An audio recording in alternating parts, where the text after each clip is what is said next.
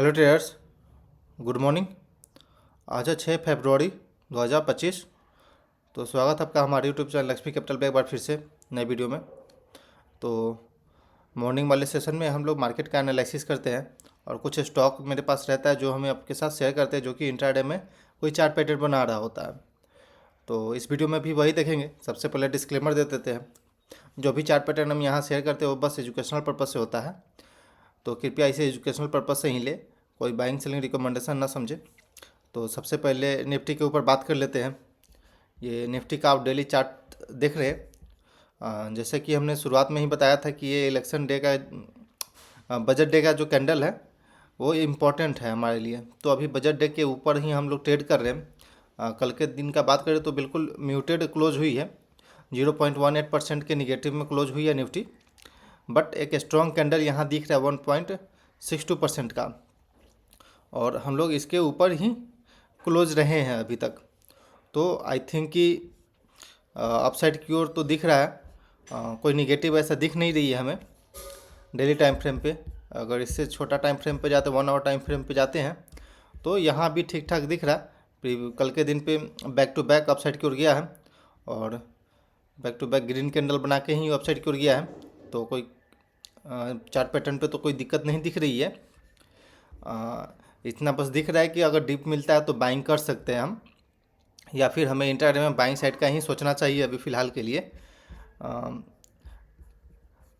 और intraday time frame 50 minute का time frame हम देखते हैं तो उस पर भी सेम दिख रहा है। अगर हम लोग इसके ऊपर ब्रेकआउट देते हैं देन आई थिंक कि अपसाइड की ओर जाने का हाई चांस रहेगा आज के दिन पे। और हम लोग नीचे आते हैं यानी कि 23,630-20 के आसपास, तो आई थिंक यहाँ से एक बाइंग जनरेट होना चाहिए, क्योंकि बैक टू बैक हम लोग अपसाइड की ओर गए थे। देन यहाँ पे एक सपोर्ट लेने का कोशिश किए हैं, वापस हम लोग अपसाइड की ओर गए हैं इंट्राडे के अंदर। देन अभी हम लोग उसी रेंज के आसपास आ रहे हैं। तो अगर आज फ्लैट को ओपनिंग होता है 23,630 के आसपास, तो बाइंग अपॉर्चुनिटी एक अच्छा रहेगा। फर्स्ट 50 मिनट का जो कैंडल है उसके लो को स्टॉप लॉस मान करके हम बाइंग साइड देख सकते हैं। ये रहा निफ्टी का चार्ट पैटर्न हम लोग देख लिए। अब थोड़ा ब्रॉडर मार्केट निफ्टी 500 देख लेते हैं एक बार। निफ्टी 500 के अंदर क्या चल रहा है, तो इसमें बिल्कुल अपने रेजिस्टेंस के पास से रेजिस्टेंस फेस किया है। बिल्कुल छोटा सा कैंडल बनाया है 0.2526% का। तो इनडिसीजन कैंडल है इसमें कुछ डिसीजन नहीं बना सकते अभी हम। लेकिन अभी भी देखा जाए तो ये अपने पिवट के ऊपर ट्रेड कर रहा है, जो कि 21,704 के लेवल था, पहले रेजिस्टेंस फेस कर रहा था। देन अभी हम लोग उसके ऊपर ट्रेड कर रहे हैं। तो आई थिंक कि अगर ब्रेकआउट देता है या फिर इस सपोर्ट को रिस्पेक्ट करता है तो हो सकता है रीटेस्ट करने आ जाए। देन एक बाइंग दिख सकती है, मतलब कि हमें जब भी डिप दिखे तो वहाँ पे बाइंग साइड का ही अपॉर्चुनिटी खोजना है। इंट्राडे के अंदर में बाइंग साइड का ही अपॉर्चुनिटी ठीक ठाक दिखेगा। अगर फर्स्ट 50 मिनट का कैंडल अगर स्ट्रॉन्ग साइड क्लोजिंग होती है या फिर अपने सपोर्ट के पास आकर के रिस्पेक्ट देता है सपोर्ट को, तो हमें बाइंग साइड ही देखना चाहिए। निफ्टी बैंक एक बार देख लेते हैं। डेली टाइम फ्रेम पे पहले चलते हैं इसको। तो डेली टाइम फ्रेम पे भी देखेंगे तो ये अच्छा क्लोजिंग आई है। लगभग 2% का ये कैंडल है, उसके ऊपर हम लोग पॉज कैंडल बना रहे हैं। तो आई थिंक कि कोई दिक्कत तो नहीं दिख रहा है प्राइस पे, चार्ट पे कोई दिक्कत नहीं दिख रही है। हम लोग अप साइड को जाने के लिए तैयार हैं, ऐसा हमें लग रहा है प्राइस देखने से। बाकी आज मार्केट में देखेंगे, लाइव मार्केट में क्या होती है। एक चीज़ इंपॉर्टेंट जो है कि बजट डे का जो लो है वो ब्रेक नहीं हो पाया है, हम लोग हाई ब्रेक जरूर किए हैं। तो आई थिंक कि एक 5 से 10% का मूवमेंट आना चाहिए इसमें।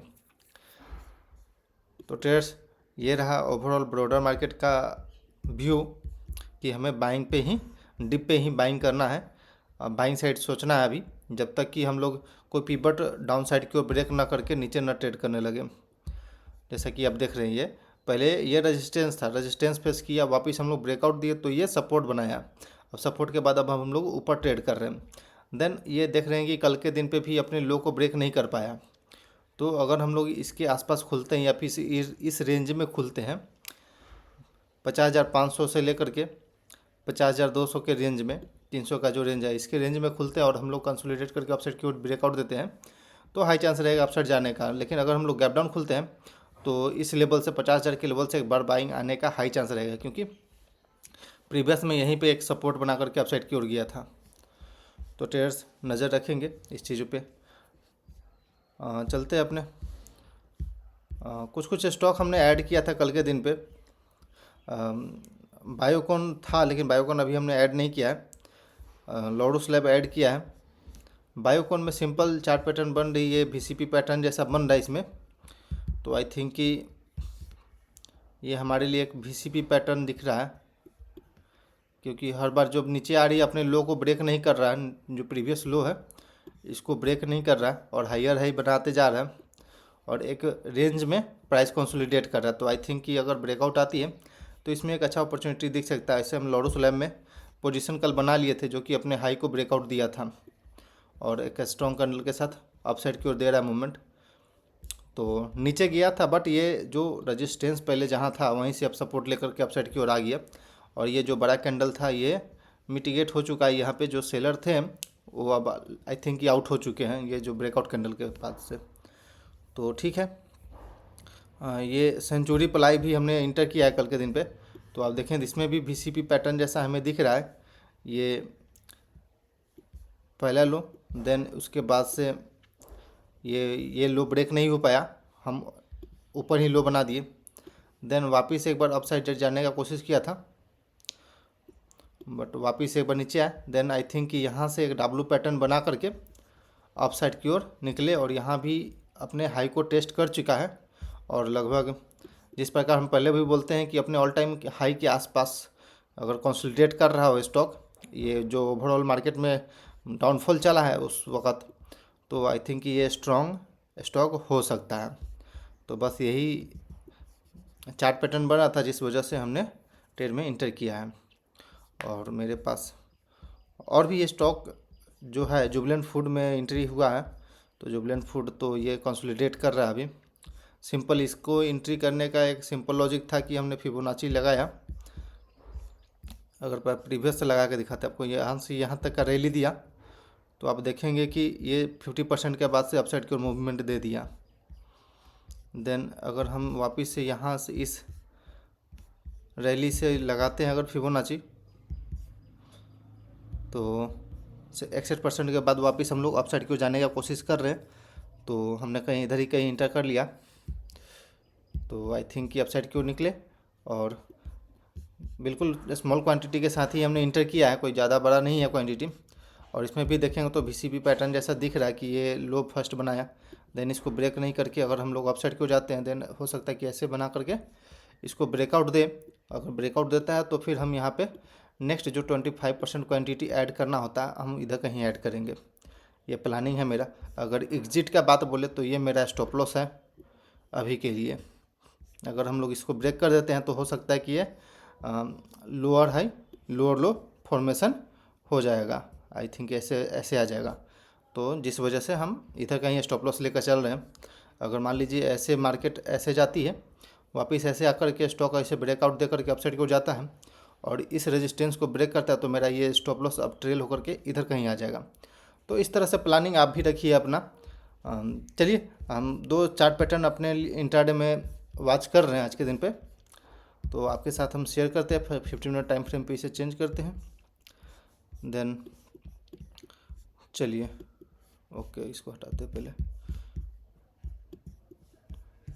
तो आप देखेंगे इसमें हम एक ट्रेड लाइन बनाते हैं लोअर लेवल से, तो बहुत ही स्ट्रॉन्ग अपसाइड की ओर ट्रेंडिंग स्टॉक दिख रही है, जो कि ये दिख रहा है सपोर्ट लेकर के हर बार अपसाइड की ओर जाने का कोशिश कर रहा है। और कल के दिन पे हम लोग कंसोलिडेट करते रहे पूरे दिन। तो आई थिंक कि इस चीज़ का अगर ब्रेकआउट आती है, इस रेजिस्टेंस लाइन का ब्रेकआउट आती है, क्योंकि यहीं से रेजिस्टेंस एक बार फेस किया वापस हम लोग रेजिस्टेंस के पास आ गए। तो जब भी ये प्रीवियस डे हाई को या फिर रेजिस्टेंस को ब्रेक करेगा तो आई थिंक कि आराम से 4510 4520 के लेवल को आराम से टच कर सकता है। और दूसरा चार्ट पैटर्न HCL टेक है।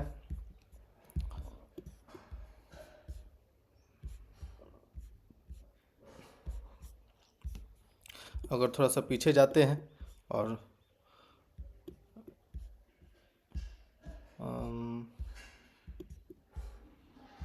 ओके, यहीं से कल के दिन पे ये रेजिस्टेंस फेस करते हुए प्रीवियस डे पे स्विंग हाई था, वहीं से सेलिंग स्टार्ट हुआ था।